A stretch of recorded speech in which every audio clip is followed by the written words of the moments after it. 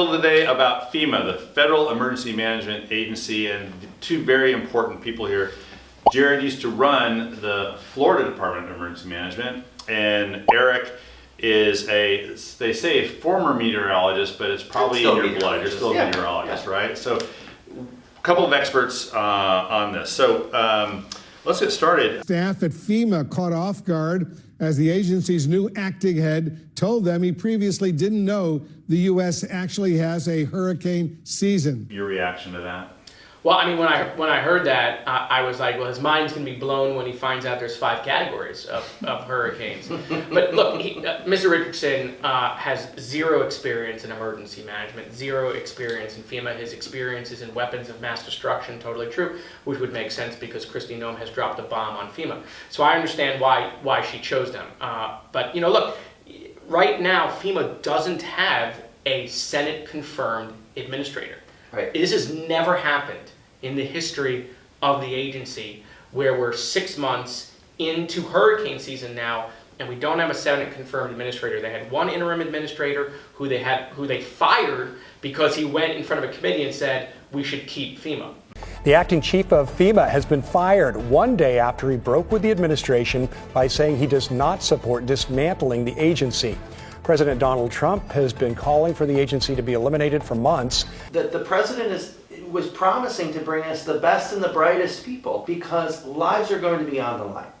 And if we're not doing what we need to do today, and then there is a loss of life, it is on the people who make the decisions. For the start of the 2017 hurricane season, FEMA had a little over 6,500 trained staff. Yeah, not anymore. Late May 25, it was a little under 2,000 trained staff.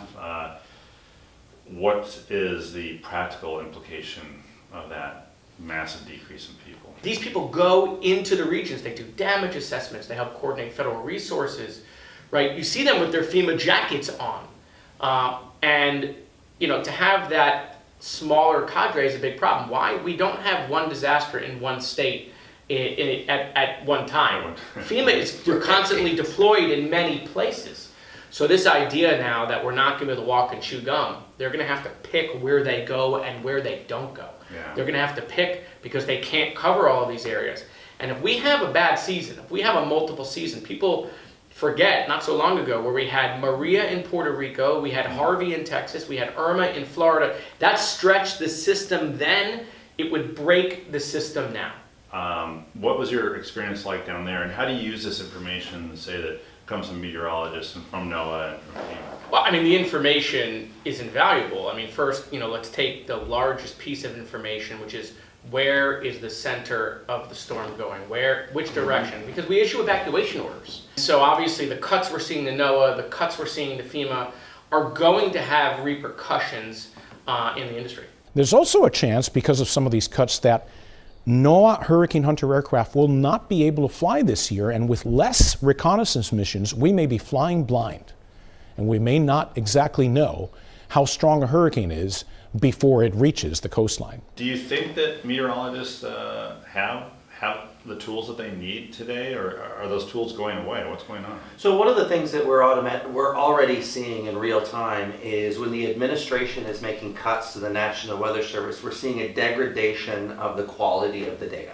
Right? The quality of the data, we need to actually increase in accuracy because all of that data goes into the weather modeling that we're going to need to predict, as Jared was saying, where the next storm is going. We have two experts on a lot of things, but certainly on disaster relief, disaster management, weather prediction, all these very important questions that we have to deal with in Congress.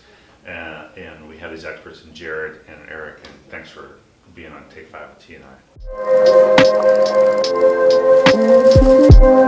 I.